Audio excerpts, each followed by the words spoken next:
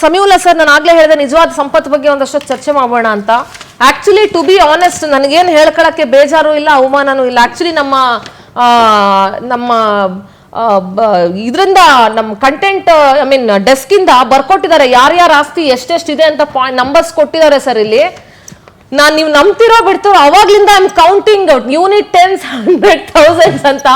ಅಂದ್ರೆ ಇದನ್ನ ಹೆಂಗ್ ಲೆಕ್ಕ ಹಾಕೋದು? ಸುಮಾರು ಅವ್ರದ್ದು ಡಿಕ್ಲೇರ್ 1000 ಚಿಲ್ಲರೆ ಕೋಟಿ ಏನೋ ಇದೆ. ಇಲ್ಲಿ ಅಫಿಡವಿಟ್ ನಲ್ಲಿ ತಿಳಿಸಿದ್ದಾರೆ ಎಷ್ಟೆಷ್ಟು ಆಸ್ತಿ ಇದೆ ಇವ್ರದ್ದು. ಚರಾಸ್ತಿ ಒಟ್ಟು 619,80,05,566.32 ಆಸ್ತಿಯನ್ನ DK ಶಿವಕುಮಾರ್ ಸೋಲ್ಲಿ ಘೋಷಿಸಿಕೊಂಡಿದ್ದಾರೆ. ಇದ್ರ ಜೊತೆಗೆ ಅವರ ಪತ್ನಿ ಉಷಾ, ಆಭರಣ, ಆಕಾಶ್, ಐಶ್ವರ್ಯ ಅವರ ಆಸ್ತಿ ವಿವರಗಳು ಸೆಪರೇಟ್. ಅದು ಐ ವಾಸ್ ಕೌಂಟಿಂಗ್. ಅಂದ್ರೆ ನನಗೆ ಒಟ್ಟಿಗೆ ಹೇಳಕ್ ಬರ್ಲಿಲ್ಲ ಸರ್. ನಾನು ಯೂನಿಟ್, ಟೆನ್ಸ್, ಹಂಡ್ರೆಡ್ಸ್, ಥೌಸಂಡ್ಸ್, 10,000 ಅಂತ ಐ ವಾಸ್ ಜಸ್ಟ್ ಕೌಂಟಿಂಗ್.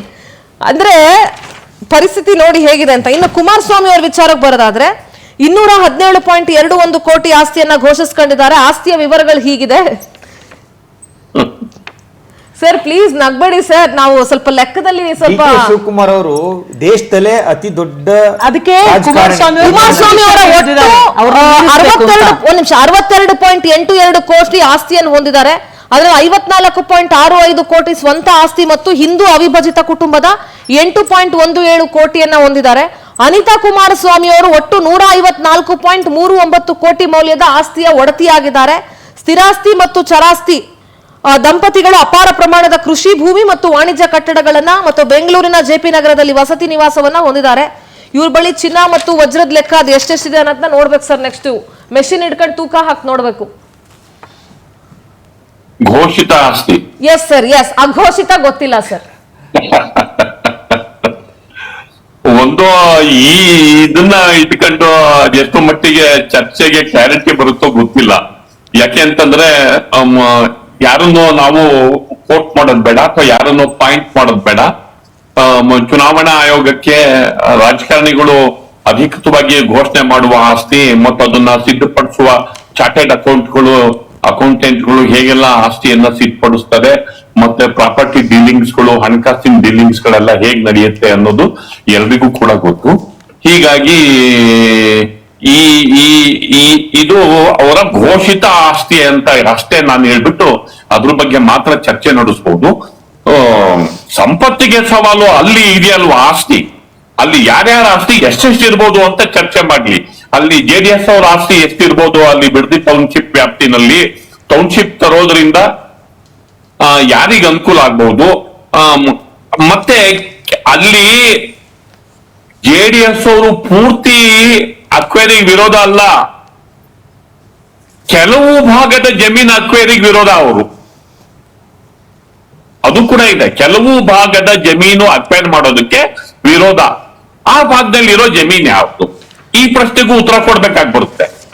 ಈ ಪ್ರಶ್ನೆಗೂ ಉತ್ತರ ಬರ್ಬೇಕಾಗ್ತದೆ. ಅದಕ್ಕೆ DK ಶಿವಕುಮಾರ್ ಹೇಳಿದ್ದಾರೆ ಸರ್, ನೀವು ಹಾಸನದಲ್ಲಿ ಆಸ್ತಿ ಮಾಡ್ಬೇಕಾಯ್ತು, ಇಲ್ಲಿ ಯಾಕೆ ಆಸ್ತಿ ಮಾಡಿದ್ರಿ ಅಂತ ಕೇಳಿದ್ದಾರೆ. ಯಾರು ಬೇಕಿದ್ರು ಎಲ್ ಬೇಕಿದ್ರು ಆಸ್ತಿ ಮಾಡಬಹುದು, ಎಲ್ ಬೇಕಾದ್ರೂ ಆಸ್ತಿ ಮಾಡಬಹುದು. ಆ ತರ ಏನ್ ಹೇಳೋದಕ್ಕಾಗೋದಿಲ್ಲ.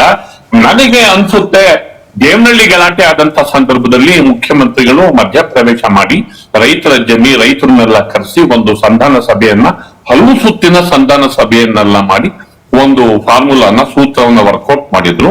ಹೀಗಾಗಿ ಈ ಪ್ರಕರಣದಲ್ಲಿ ಮುಖ್ಯಮಂತ್ರಿಗಳು ಇಂಟರ್ವ್ಯೂನ್ ಆಗೋ ಅಗತ್ಯ ಇದೆ. ರೈತರನ್ನ ಕರೆಸಿ, ರಾಜಕಾರಣವನ್ನ ಬದಿಗಿಟ್ಟು ರೈತರನ್ನ ಕರೆಸಿ, ಯೋಜನೆ ಜಿನೇನ್ ಆಗಿದ್ರೆ ಯೋಜನೆಗೆ ಎಷ್ಟು ಬೇಕಾಗುತ್ತೆ ಮತ್ತು ವಾಲಂಟರಿ ಆಗಿ ಕೊಡೋದಕ್ಕೆ ರೈತರು ಮುಂದೆ ಬಂದ್ರೆ ಎಷ್ಟನ್ನು ಕೊಡ್ಲಿಕ್ಕೆ ಸಾಧ್ಯ, ಮತ್ತು ಅವಾಗ ಏನ್ ಮಾಡ್ಬೇಕಾಗುತ್ತೆ, ಅವ್ರಿಗೆ ಒಂದು ಫಾರ್ಮುಲಾ ಕೊಡ್ಬೇಕಾಗಿ ಬರುತ್ತೆ. ಒಂದೇ ನಿಮಿಷ ಸಮಯ ಸರ್, ನಾನು ಮಾತಾಡ್ತೀನಿ. ನೋಡಿ, ಈಗ DK ಶಿವಕುಮಾರ್ ಅವ್ರದ್ದು ಆಸ್ತಿ ಬಗ್ಗೆ ಚರ್ಚೆ ಆಗ್ತಿದೆ. ಈಗ ಸಂಪತ್ತಿನ ಸವಾಲು ಅಂದಿದ್ದು ನಾನು ಹೇಳ್ತಾ ಇದ್ದೀನಿ ಮೇಡಮ್. ಈಗ ಇವರು ಟಾಪ್ 5 ಅಂತ ತೆಗೆದುಕೊಂಡಾಗ 3 ಜನ ಕರ್ನಾಟಕದ ಕಾಂಗ್ರೆಸ್ ಶಾಸಕರಿದೆ. ಒಬ್ರು ಪ್ರಿಯಕೃಷ್ಣ ಅವರು, ಇನ್ನೊಬ್ರು ಸತೀಶ್ ಜಾರಕಿಹೊಳಿ ಅವರು, ಒಬ್ರು DK ಶಿವಕುಮಾರ್ ಅವರು. ಮತ್ತೆ DK ಶಿವಕುಮಾರ್ ಅವರು 3 ಕಡೆ ಕೇಸಿದೆ, CBI, IT ಮತ್ತೆ ED 3 ಕಡೆನೂ ಕೇಸಿದೆ. ಅವ್ರು ಜೈಲ್ಗೆ ಹೋಗಿ ಬಂದಿದ್ದು ನೋಡಿದ್ವಿ ನಾವು. ಮತ್ತೆ ಈ ಸಂಪತ್ತಿನ ಸವಾಲು ಅನ್ನೋದಕ್ಕಿಂತ ಇವತ್ತು ಇವ್ರು ಮಾಡ್ತಿರ್ತಕ್ಕಂಥ ಒಂದು ಪ್ರೆಸ್ಟೀಜ್, ಒಂದು ಪ್ರತಿಷ್ಠಿತವಾದಂತ ಒಂದು ಈ ಗಲಾಟೆ ಏನಿದೆಯೋ, ಈ ಗಲಾಟೆಯಿಂದ ತೊಂದರೆ ಒಳಗಾಗ್ತಾ ಇರ್ತಕ್ಕಂಥದ್ದು ಅಲ್ಲಿನ ಜನ, ಬಿಡದಿಯ ಜನ. ಅಲ್ಲಿ ಈಗಾಗಲೇ ಅಂತರ್ಜಲ ಕುಸಿತಾ ಇದೆ, ನೀರಿನ ಸಮಸ್ಯೆ ಜಾಸ್ತಿ ಆಗ್ತಾ ಇದೆ. ಈಗ ಕುಮಾರಸ್ವಾಮಿ ಅವರಲ್ವಾ ಆಹ್ವಾನ ಮಾಡಿರೋದವ್ರಿಗೆ ಪಂಥಾಹ್ವಾನ ಕೊಟ್ಟಿರೋದು? ಅಲ್ಲ, ಕುಮಾರಸ್ವಾಮಿ ಅವರು ಚರ್ಚೆ ಕೊಟ್ಟಿದ್ದಾರೆ, ಚರ್ಚೆ ಮಾಡ್ಲಿ ಹೋಗಿ. ಅಲ್ಲಲ್ಲ, ಸರ್, ಈಗ ನಾನ್ ಕೇಳ್ತಾ ಇರೋದು ಇದು ಯಾಕೆ ಎರಡು ನಾಯಕರ ಕುಟುಂಬಗಳ ವಿಚಾರಕ್ಕೆ ಪ್ರತಿಷ್ಠೆ ಯಾಕೆ ಆಗ್ತಾ ಇದೆ?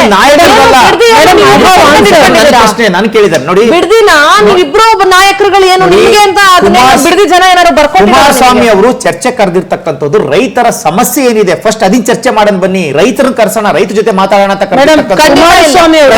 ರೈತರಿಗೆ ಸಮಸ್ಯೆ ಆಗ್ಬಾರ್ದು ಅಂತ ಕಾರಣಕ್ಕೋಸ್ಕರ ಕರೆದಿರ್ತಕ್ಕಂಥದ್ದು. ಮತ್ತೆ ಇವ್ರು ಮಾಡ್ತಿರ್ತಕ್ಕಂಥ ಟೌನ್ಶಿಪ್ ಇನ್ನೊಂದ್ಸಲ ಬೈಟ್ ಪ್ಲೇ ಮಾಡಿ. ಅಲ್ಲಲ್ಲ, ಇದು ಇವ್ರು ಮಾಡ್ತಿರ್ತಕ್ಕಂಥ ಟೌನ್ಶಿಪ್ ಇದು ಯಾರು ರೈತರುಗಳು ಮಾಡ್ತಿರ್ತಕ್ಕಂಥದ್ದು, ಜನಗಳಿಗೆ ಮಾಡ್ತಿರ್ತಕ್ಕಂಥದ್ದು ಲಾಭ ಅಲ್ಲ, ರಾಜಕಾರಣಿಗಳಿಗೋಸ್ಕರ ಲಾಭ. ಯಾವ್ದೋ ಕಂಪನಿ ಕೊಡ್ತಾರೆ, ಶೋಭಾ ಡೆವಲಪರ್ಸ್, ಪ್ರೆಸ್ಟೀಜ್ ಇನ್ನೊಬ್ರಿಗೆ ಕೊಡ್ತಾರೆ, ಅವ್ರು ನಾಳೆಗೆ ಇಷ್ಟು ವಾಪಸ್ ಬಕ್ಷೀಸ್ ಅಂತ ಕೊಡ್ತಾನೆ. ಅದಕ್ಕೋಸ್ಕರ ಇವ್ರು ಪರ್ಸನಲ್ ಇಂಟ್ರೆಸ್ಟ್ ತೆಗೆದುಕೊಂಡು ಮಾಡ್ತಾ ಇರ್ತಕ್ಕಂಥದ್ದು. ಇದರಿಂದ ಸಾಮಾನ್ಯ ರೈತನಿಗೆ ಸಾಮಾನ್ಯರಿಗೆ ಯಾವುದೇ ರೀತಿ ಇಲ್ಲ. ಮತ್ತೆ ಕೃಷಿ ಭೂಮಿ ಏನಾದ್ರು ಒಂದ್ಸಲ ಹೋಯ್ತು ಅಂತಂದ್ರೆ ಮತ್ತೆ ಅದನ್ನ ರೀಕ್ರಿಯೇಟ್ ಮಾಡ್ಲಿಕ್ಕೆ ಆಗಲ್ಲ. ಏನ್ ಬೇಕಾದ್ರೂ ಸಂಪೂರ್ಣವಾಗಿ ಅದರ ಎಲ್ಲಾ ಪ್ರದೇಶಗಳ ಇದು ಒತ್ತುವರಿಗೆ ಏನೋ ಅವ್ರಿಗೆ ತೊಂದರೆ ಇಲ್ಲ. ಕೆಲವೊಂದು ಯಾಕಂತ ಹೇಳಿದ್ರೆ ಅವ್ರದ್ದು ಎಲ್ಲೆಲ್ಲ ಬೇನಾಮಿ ಆಸ್ತಿಗಳಿದ್ದಾವೆ ಅದನ್ನ ಪ್ಲಾನ್ ಮಾಡ್ಕೊಂಡು ಮಾಡ್ತಾ ಇದ್ರೆ, ಇನ್ನೊಂದು ಕಡೆ ಟೌನ್ಶಿಪ್ ಆಗಬೇಕು, ಆವಾಗ ಭೂಮಿ ರೇಟ್ ಚಿನ್ನದ ರೇಟ್ಗೆ ಅಂತ ಮೇಲೆ ಹೋಗ್ಬೇಕು, ಆವಾಗ ನಮ್ಮ ಜಾಗಗಳಿಗೆ ವ್ಯಾಲ್ಯೂ ಬರಬೇಕು. ಈ ತರದ ಒಂದು ಬಿಸ್ನೆಸ್ ಪ್ಲಾನ್ ಮಾಡ್ಕೊಂಡೇ ಅವ್ರು ಇದನ್ನ ಮಾಡ್ತಾ ಇರೋದು. ಅವರೇ ಮಾಡುವಂಗಿದ್ರೆ ಆ ಪ್ಲಾನ್ ಅಲ್ಲೇ ಅವತ್ತು ಅಷ್ಟು ಹೇಳಿರೋದು ಯೋಜನೆ. ಇವ್ರು ಮಾಡ್ತಾ ಡಿ ಕೆ ಶಿವಕುಮಾರ್ ಇವರು ಜೈಲಿಗೆ ಹೋದ್ರು. ಡಿ ಕೆ ಶಿವಕುಮಾರ್ ಅಲ್ಲಿ ಜಮೀನು ತೆಗೆದುಕೊಂಡಿರ್ಬೋದು, ಅದಕ್ಕೋಸ್ಕರ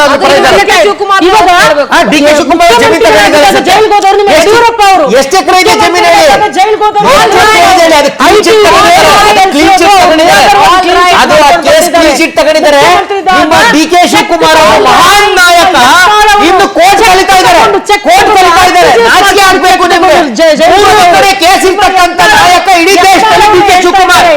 ಡಿ ಕೆ ಶಿವಕುಮಾರ್ ಮೂರು ಕಡೆ ಕೇಸ್ ಇರ್ತಕ್ಕಂಥ ನಾಯಕ. ಅವ್ರ ರೆಕಾರ್ಡ್ ಬ್ರೇಕ್ ಏನ್ ಮಾತಾಡ್ತೀರಿ ನೀವು?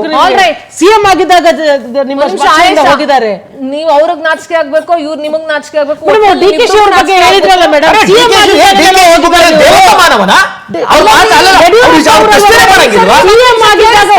ಹಿನ್ನೆಲೆ ಲಂಚ ಅದನ್ನ ಹೇಳ್ತಾ ಇದ್ದಾರೆ. ಒಟ್ನಲ್ಲಿ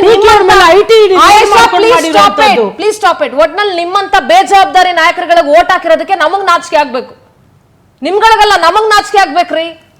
ಏನ್ ಬಿಡ್ದಿ ಜನ ಏನಾದ್ರು ನಿಮ್ಗಳಿಗೆ ಬರ್ಕೊಟ್ಟಿದಾರ? ದುಡ್ಡು ತಿನ್ನಕ್ ಯೋಗ್ಯತೆ ಇಲ್ಲ ನಮ್ಗೆ ತಗೊಳ್ಳಿ ಅಂತ ನಿಮ್ಮ ಪಕ್ಷಗಳಿಗೆ ಏನಾದ್ರು ಬರ್ಕೊಟ್ಟಿದಾರ ಬಿಡ್ದಿ ಜನ? ನಿಮ್ಮಂತವ್ರಿಗೆ ಓಟ್ ಹಾಕಿರೋದಕ್ಕೆ ನಮಗ್ ನಾಚಿಕೆ ಆಗ್ಬೇಕು ಫಸ್ಟ್, ನಿಮ್ಗಳಿಗಲ್ಲ ನಾಚಿಕೆ ಆಗ್ಬೇಕಾಗಿರೋದಲ್ಲಿ. ಅವ್ರಿಗೆ ನಾಚಿಕೆ ಆಗ್ಬೇಕು, ಇವ್ರಿಗೆ ನಾಚಿಕೆ ಆಗ್ಬೇಕು. ಅವತ್ತು ವಿರೋಧಿಸ್ತವ್ರು ಇವತ್ತು ಮಾಡಕ್ ಹೊರಟಿದ್ದಾರೆ, ಅವತ್ತು ಮಾಡಕ್ ಹೊರಟವ್ರು ಇವತ್ತು ವಿರೋಧ ಮಾಡಕ್ ಹೊರಟಿದ್ದಾರೆ. ನಿಮಗ್ ಮಾನ ಮರ್ಯಾದೆ ಇದೆಯಾ ನಿಮ್ಗಳಿಗೆ ಯಾರಿಗಾದ್ರು?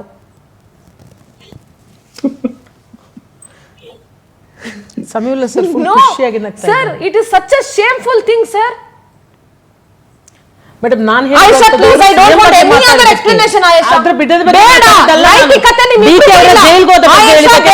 ಅಧಿಕಾರದಲ್ಲಿದ್ದಾಗ ಬಿಜೆಪಿ ಅಲ್ಲ, ನಾವು ಬಿಜೆಪಿ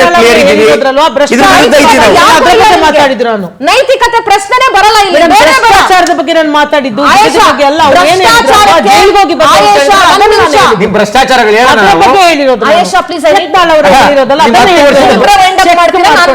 ನೀವು ವೈಡಂಪ್ ಮಾಡಿ ಮೇಡಮ್. ನಾನು ಆ ವಿಚಾರದಲ್ಲಿ ಮಾತಾಡಿದ್ದು, ಬಿಡದಿ ಬಗ್ಗೆ ಅಲ್ಲ, ರೈತರ ಬಗ್ಗೆ. ಭ್ರಷ್ಟಾಚಾರದ ಬಗ್ಗೆ ಮಾತಾಡಕ್ಕೆ ಮೂರು ಪಾರ್ಟಿಗಳಿಗೆ, ಒಂದು ಇಲ್ಲಿನ ಏನಂತ ಹೇಳ್ತೀವಿ ನಾವು ರೀಜನಲ್ ಪಾರ್ಟಿ ಮತ್ತು ಎರಡು ನ್ಯಾಷನಲ್ ಪಾರ್ಟಿಗಳು, ನಿಮ್ ಮೂರು ಜನಕ್ಕೂ ನೈತಿಕತೆ ಭ್ರಷ್ಟಾಚಾರಕ್ಕಿಲ್ಲ. ನೀವು ಮೂರು ಜನನು ಭ್ರಷ್ಟಾಚಾರದ ಪಿತಾಮಹನೇ. ಭ್ರಷ್ಟಾಚಾರ ಅಂತ ಬಂದಾಗ ಪರ್ಸೆಂಟೇಜ್ ಅಲ್ಲಿ ಒಂಚೂರು 5%, 10% ಆ ಕಡೆ ಈ ಕಡೆ ಆಗಿರ್ಬೋದೇ ಹೊರತು ನೀವ್ ಯಾರು ಭ್ರಷ್ಟಾಚಾರವನ್ನ ಹೊರತುಪಡಿಸಿ ಆಡಳಿತ ಕೊಟ್ಟವ್ರಲ್ಲ. ಹಂಗೇನಾದ್ರೂ ನೀವುಗಳು ಆಡಳಿತ ಕೊಟ್ಬಿಟ್ಟಿದ್ರೆ ಜನ ನಿಮ್ಗಳು ಕಾಲ್ ತೊಳೆದು ಬಿಟ್ಟಿರೋರು ಇಷ್ಟೊತ್ತಿಗೆ. ಆಯ್ತಾ? ನೀವು ಮೂರು ಜನ ಅಂತ ಆಡಳಿತ ಯಾರಿಗೂ ಕೊಟ್ಟಿಲ್ಲ. ಮತ್ತು ನಾನು ಮತ್ತೊಮ್ಮೆ ಹೇಳ್ತಾ ಇದ್ದೀನಿ, ಇಂಥ ಪಕ್ಷಗಳನ್ನ ಆಯ್ಕೆ ಮಾಡಿ ಇವ್ರಗಳ ಕೈಲಿ ನಮ್ ಜೀವನ ಕೊಟ್ಟು ಅಧಿಕಾರ ನಡೆಸ್ಕೊಳ್ತಾ ಇದೀವಲ್ಲ, ನಮಗಳಿಗೆ ನಾಚಿಕೆ ಆಗ್ಬೇಕು, ನಾವೇ ತಲೆ ತಗ್ಸ್ಕೊಂಡು ನಿಂತ್ಕೋಬೇಕು ನಿಮ್ ಮುಂದೆ ಅಂತ ನಾನು ರಾಜಾರೋಷವಾಗಿ ಇವತ್ತು ಹೇಳ್ತಾ ಇದ್ದೀನಿ. ಯಾಕೆ ಗೊತ್ತಾ? I feel shame. ಅಲ್ಲಿನ ರೈತರ ಹಿತಾಸಕ್ತಿಯನ್ನ ನೀವ್ ಎಲ್ರೂ ಮರ್ತಿದ್ದೀರಿ. ಆವತ್ತಿದ್ದವರು ಮರ್ತಿದ್ದಾರೆ, ಇವತ್ತಿದ್ದವರು ಮರ್ತಿದ್ದೀರಿ. ಇವತ್ತು ನಾಚಿಕೆ ಮಾನ ಮರ್ಯಾದೆ ಇಲ್ಲದೆ ಆಸ್ತಿ ಲೆಕ್ಕಾಚಾರಕ್ಕೆ ನೀವು ಬೀದಿಗೆ ಬಂದು ಇಳಿದಿದ್ದೀರಿ. ಇಷ್ಟಿಷ್ಟೊಂದು ಆಸ್ತಿ ನನಗಂತೂ ಗೊತ್ತಿಲ್ಲಪ್ಪ, ಬಿಡಿ, ಅದ್ ನಿಮ್ ವೈಯಕ್ತಿಕ ವಿಚಾರ. ಯಾರು ಎಷ್ಟಾದ್ರೂ ಆಸ್ತಿ ಮಾಡ್ಕೊಳ್ಳಿ, ಅದನ್ನ ಹೆಂಗ್ ಮಾಡಿದ್ರಿ, ಯಾವ ಕೃಷಿ ಮಾಡಿದ್ರಿ ನನಗ್ ಗೊತ್ತಿಲ್ಲ. That is left to you. ನೀವೇನಾದ್ರೂ ನಿಮ್ಮ ಹಣೆ ಬರ. ಆದ್ರೆ Officially ಬೇಡ ನನಗೆ ಅದು Dileep, I don't not want to discuss about it. But ನಮಗ್ ನಾಚಿಕೆ ಆಗ್ತಿದೆ ನಿಮ್ಮಗಳ ಇಂಥ ಒಂದು ನಿರ್ಧಾರಗಳನ್ನ ನೋಡಿ, ನಮಗೆ ಶೇಮ್ ಆಗ್ತಾ ಇದೆ. ಥ್ಯಾಂಕ್ ಯು ಸೋ ಮಚ್ ಎಲ್ರಿಗೂ ಚರ್ಚೆಯಲ್ಲಿ ಭಾಗಿಯಾಗಿದ್ದಕ್ಕೆ. Thanks a lot. ನೋಡೋಣ ಈ ನೀನಾ ನಾನಾ ಅನ್ನೋ ಸಂಪತ್ತಿಗೆ ಸವಾಲ್ ವಿಚಾರ, ಈ ಪಂಥಾಹ್ವಾನದ ವಿಚಾರ ಎಲ್ಲಿಗೆ ಬರುತ್ತೆ ಅಂತ ಸ್ವಲ್ಪ ದಿನದಲ್ಲಿ ಕಾದ್ ನೋಡೋಣ. ನೋಡ್ತಾ ಇರಿ ಪವರ್ ಟಿವಿ, ಇದು ನಿಮ್ಮ ಶಕ್ತಿ.